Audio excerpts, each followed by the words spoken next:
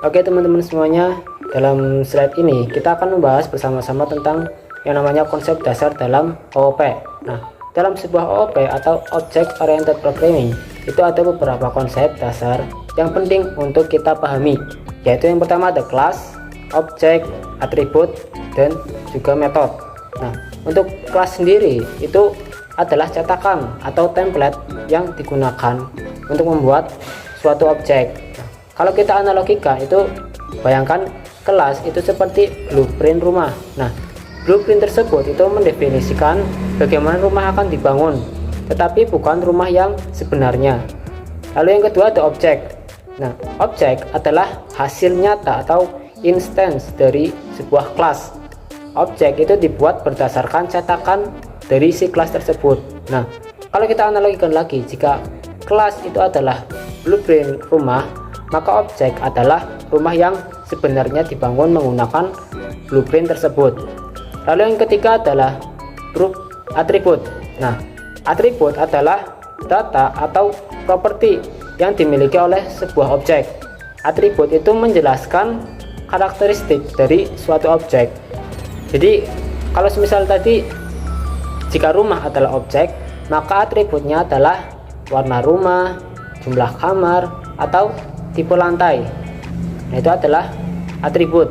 Lalu yang keempat itu ada metode. Metode itu adalah fungsi yang dimiliki oleh sebuah kelas dan dapat digunakan oleh objek. Nah, metode ini itu mendefinisikan tindakan atau perilaku yang dapat dilakukan oleh objek. Analoginya, jika rumah adalah objek, maka metode adalah aksi yang dapat dilakukan seperti membuka pintu, menutup jendela, atau menyalakan lampu. Nah, itu yang dinamakan metode. Jadi teman-teman semuanya, antara keempat ini yaitu kelas, objek, atribut, dan metode itu memiliki suatu keterkaitan. Jadi kalau kita singkatnya, itu hubungan singkatnya itu kelas itu adalah cetakan, lalu objek itu adalah hasil nyata dari cetakannya, lalu atribut adalah data yang dimiliki objek seperti tadi warna rumah, jumlah kamar, atau tipe lantai. Nah, itu atribut. Lalu yang terakhir yaitu metode adalah aksi atau perilaku yang bisa dilakukan oleh si objek, kayak misal tadi membuka pintu, menutup jendela, menyalakan lampu, dan lain sebagainya. Nah, itu tadi adalah konsep dasar dalam OOP. Nah, untuk materi selanjutnya akan dibawakan oleh teman saya. Saya lanjut, apa itu encapsulation? Konsep encapsulasi atau encapsulation adalah metode untuk mengatur struktur kelas dengan cara menyembunyikan alur kerja dari kelas tersebut, yang tujuannya untuk melindungi data dari kelas yaitu atribut dan metode agar tidak dapat diakses langsung dari luar. Selanjutnya yaitu prinsip dasar enkapsulasi. Yang pertama ada atribut privat, maksudnya yaitu atribut-atribut dalam kelas dideklarasikan dengan akses modifier privat dengan tujuan untuk membatasi akses langsung dari luar kelas sehingga tidak dapat diubah ataupun diakses secara sembarangan. Selanjutnya ada metode getter dan setter. Getter dan setter digunakan untuk mengakses dan memodifikasi data yang bersifat privat. Getter digunakan untuk membaca nilai, sedangkan setter digunakan untuk mengubah nilai dengan aturan tertentu. Untuk yang terakhir yaitu ada data hiding, merupakan praktik menyembunyikan implementasi seperti data dan logika internal dari pengguna kelas. Hal ini meningkatkan keamanan karena pengguna hanya dapat berinteraksi dengan data melalui antar. Biar lebih jelasnya lagi, di sini saya analogikan dalam enkapsulasi kehidupan. Di sini terdapat motor nih. Nih, motor ya. Dan di sini terdapat 3 nama, yaitu Adi, Doni, dan Edo. Anggaplah kelas ini kita deklarasikan motor. Motor ini adalah kelas. Dari sudut pandang Adi, Doni, dan Edo, motor ini kan warnanya kuning nih, jadi tahu merek motornya apa dan sebagainya gitu loh. Tapi mereka nggak tahu daleman dari motor ini. Yang tahu itu Adi yang punya hak aksesnya atau kuncinya gitu loh. Jadi anggaplah atribut dalam motor ini itu adalah mesinnya, terus bensinnya itu private. private atributnya.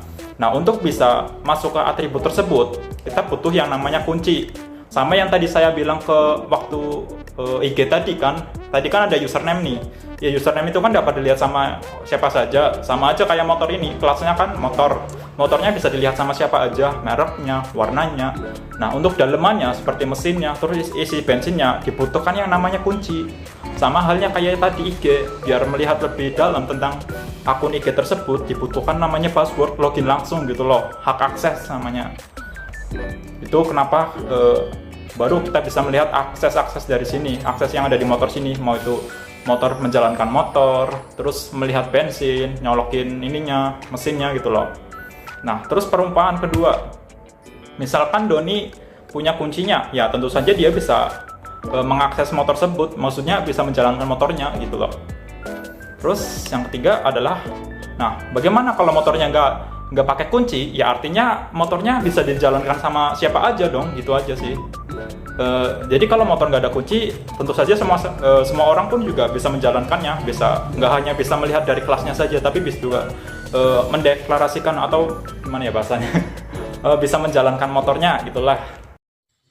Selanjutnya, apa manfaat encapsulation? 1. Melindungi data. Encapsulation bertujuan melindungi data dari akses sembarangan. Data yang ada dalam suatu objek hanya bisa diakses oleh metode tertentu. Hal ini mencegah terjadinya kesalahan atau manipulasi yang tidak diinginkan. Contoh sederhana, misalnya dalam aplikasi bank, saldo kita tidak bisa langsung diubah oleh orang lain. Saldo hanya bisa diakses melalui fitur-fitur seperti transfer atau penarikan. 2. Meningkatkan keamanan. Dengan encapsulation, kita bisa memastikan bahwa data hanya diubah dengan cara yang aman dan sesuai aturan.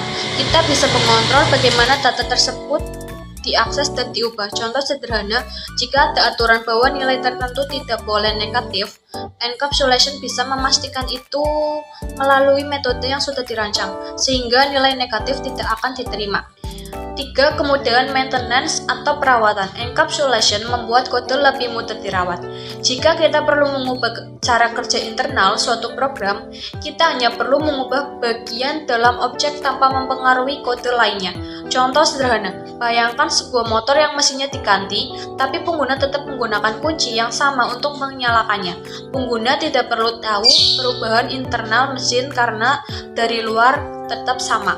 Oke, selanjutnya akan saya lanjut mengenai konsep enkapsulasi pada pengelolaan data mahasiswa.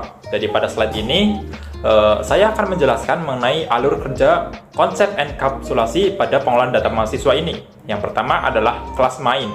Anggaplah di sini kita mempunyai sebuah kelas mahasiswa yang memiliki atribut yang berupa nama, NIM, dan nilai. Nah, 3 kelas ini kita deklarasikan sebagai private. Selanjutnya adalah setter. Nah, setelah kita memasukkan tiga atribut tadi, lanjut kita menggunakan setter untuk memasukkan datanya. Data pertama itu berdasarkan nama-nama yang tadi dimasukkan sesuai atribut sebelumnya, di mana data pertama itu ya berupa nama, NIM, dan nilai. Selanjutnya adalah fungsi getter. Nah, pada metode getter ini itu berfungsi untuk memanggil data yang ada pada setter tadi, yang fungsinya untuk menampilkan data berdasarkan apa yang tadi kita inputkan pada metode setter. Dilanjutkan, outputnya akan seperti ini.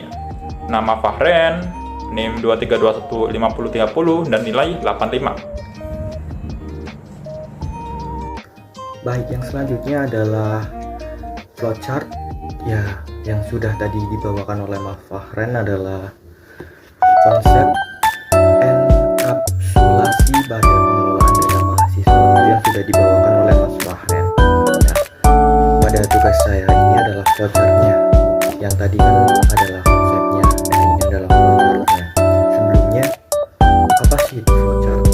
Flowchart adalah sebuah diagram yang digunakan untuk mempresentasikan langkah atau alur dari proses secara visual. Nah, seperti yang bisa kalian lihat di depan, ini adalah ada sebuah diagram flowchart. Ya, ini adalah proses untuk program yang akan dijalankan. Ada apa aja sih? Nah, yang pertama ada mulai, sebuah program pasti memiliki session start atau mulai. Nah, setelah mulai ini akan menuju ke validasi masukan data. Nah, validasi data ini itu akan terjadi di programnya. Dan ketika kalian sudah memasukkan datanya, nah selanjutnya akan masuk ke validasi nilainya.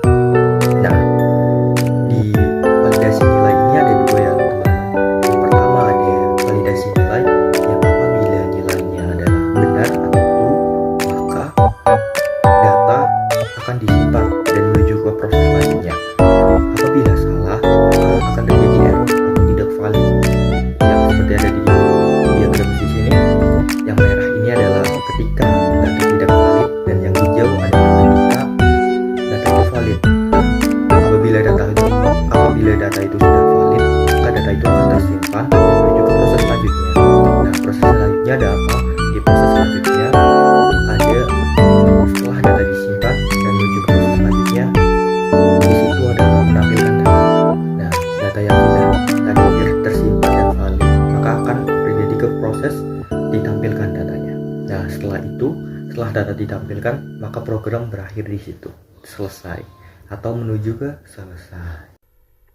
Kesimpulan yang kita ambil dari ini adalah enkapsulasi itu penting karena keamanan melindungi data dari akses yang tidak sah, kehandalan mencegah kesalahan yang tidak diinginkan, kemudahan pemeliharaan membuat kode program lebih mudah dipahami dan diubah. Modalitas memungkinkan kita membuat program yang lebih struktur dan fleksibel.